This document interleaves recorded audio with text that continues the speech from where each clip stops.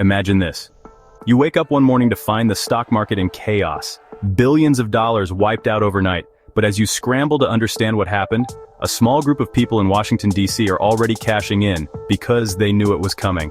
Welcome to the hidden world of congressional stock trading, where those who make the rules also play the game and win again and again. This isn't a conspiracy theory, it's a documented reality. And today, we're pulling back the curtain. How do members of Congress routinely beat Wall Street's best? What stocks are they secretly loading up on? And why, despite scandal after scandal, does nothing ever seem to change? By the end of this video, you'll see the system for what it really is. A high-stakes game where the deck is stacked, the rules are secret, and the house always wins. Let's set the stage. The law says Congress must disclose every stock trade over $1,000 within 45 days. But here's the catch. They're still allowed to trade, even as they write the very laws that move the markets. And the numbers? Staggering. In the last session, only 5% of lawmakers didn't own stock. The rest, Republicans and Democrats alike, are all in. But it's not just about owning shares, it's about timing. It's about knowing, before anyone else, when a company will win a government contract, when a new regulation will hit, when a crisis is about to explode. Let's dive into the top 4 stocks Congress is buying right now. Each one tells a story of power, access, and sometimes breathtaking hypocrisy. Palantir Technologies, the bipartisan darling. Palantir isn't just a tech company, it's the digital backbone of U.S. intelligence, defense, and disaster response. And Congress, they love it.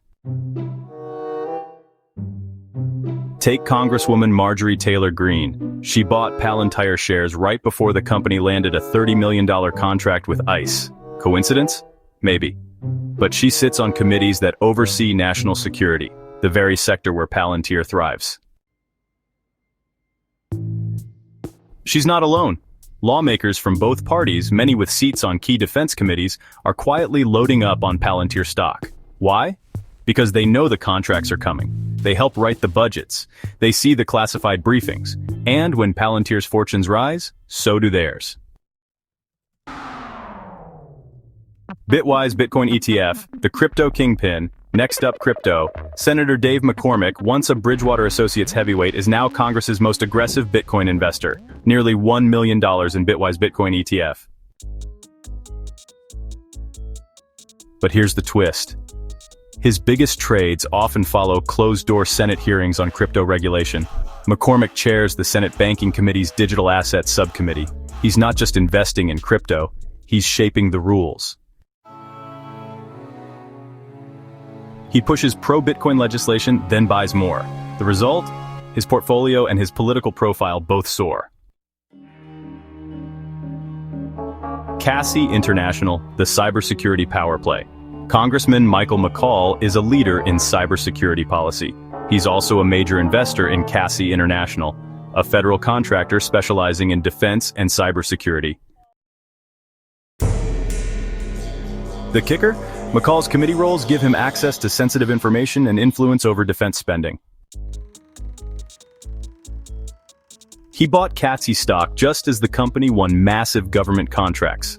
The stock jumped, so did his profits, all while he was supposed to be overseeing the very industry he was investing in.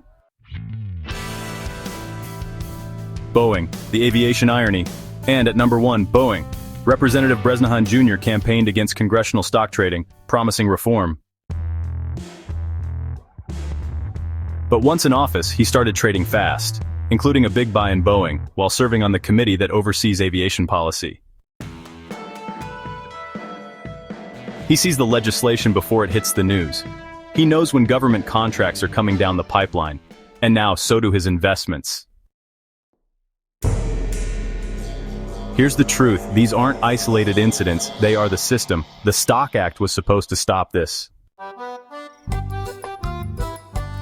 But over a decade later, it's clear. Transparency isn't enough. Lawmakers still trade, still profit, and still hold the power to shape the very markets they invest in. Let's zoom out.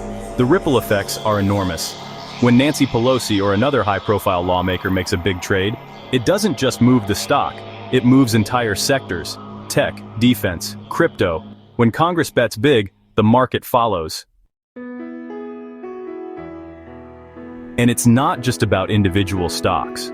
Congressional trading patterns now influence ETF markets, driving demand for sector-specific funds and creating momentum that retail investors chase. The result? A feedback loop where political power and financial gain are more intertwined than ever. But here's where the drama turns dark. Congressional stock trading isn't just a quirky perk of office. It's a fundamental conflict of interest. Lawmakers are supposed to serve the public, but when they own millions in stocks, sometimes in industries they regulate, whose interests come first? Remember Senator Richard Burr?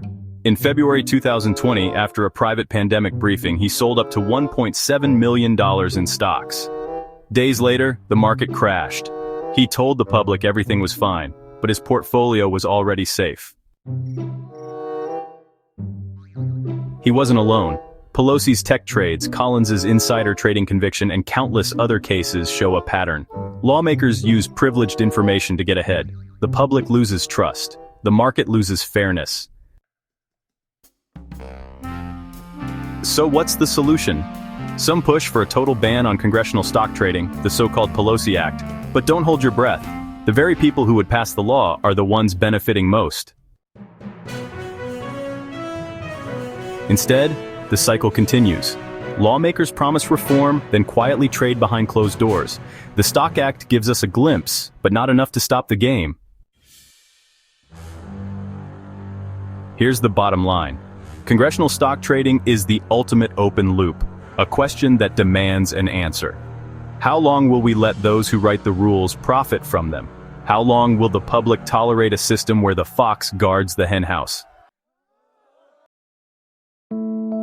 If you're angry, you're not alone. If you're shocked, you should be. Because in the halls of Congress, the most valuable currency isn't just power, it's information. And until the rules change, the winners will always be the ones who know the game best. If you believe in fair markets and real accountability, don't let this story fade. Share this video, demand transparency, demand reform, because when lawmakers profit from their power, democracy itself is at risk. Subscribe for more deep dives into the hidden mechanics of power, money, and influence. Drop a comment. Should Congress be banned from trading stocks? What would you do to fix this broken system?